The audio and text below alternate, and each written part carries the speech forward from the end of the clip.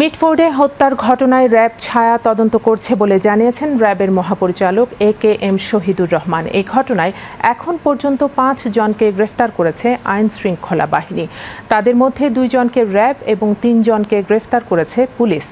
আজ কারওয়ান বাজার RAB media সেন্টারে এসব তথ্য জানান সংস্থাটির মহাপরিচালক। মব ভায়োলেন্সে জড়িত না হতে দেশবাসীকে অনুরোধ জানিয়ে র্যাব মহাপরিচালক বলেন, মিটফোর্ডের ঘটনায় জড়িত সবাইকে দ্রুতই আইনের আওতায় আনা হবে।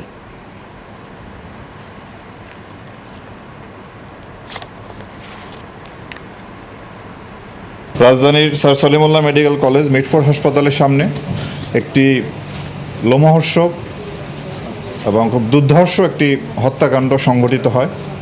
তো এই হত্যাকাণ্ডের সঙ্গে জড়িত 2 জন সদস্যকে ঢাকা মেট্রোপলিটন পুলিশ গ্রেপ্তার করে এবং তাদের কাছ থেকে একটি অস্ত্র উদ্ধার করে।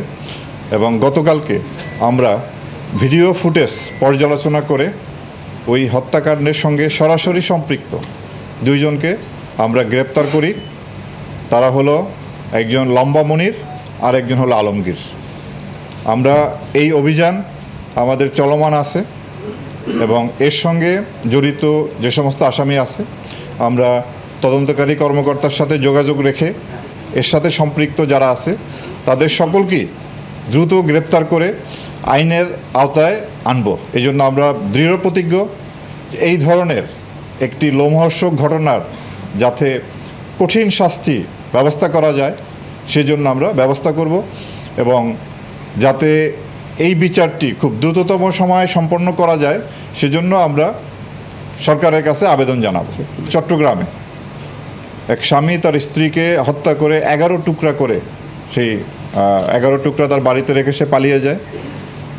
এই ঘটনাও আমরা ছায়া তদন্ত শুরু করি এবং এই ঘটনার সঙ্গে যে সম্পৃক্ত ওই স্বামী তাকে আমরা মোহাম্মদ সুমন তাকে আমরা গ্রেপ্তার করতে সক্ষম হই এবং তাকেও আইনের আওতায় আনা হয়েছে। মব ভায়োলেন্স বলেন, চুরি বলেন, ডাকাতি বলেন, দস্যুতা, খুন, প্রত্যেকটা ঘটনাই আমরা মামলা নিচ্ছি এবং এর সাথে জড়িত তাদেরকে আমরা কিন্তু গ্রেপ্তার করছি।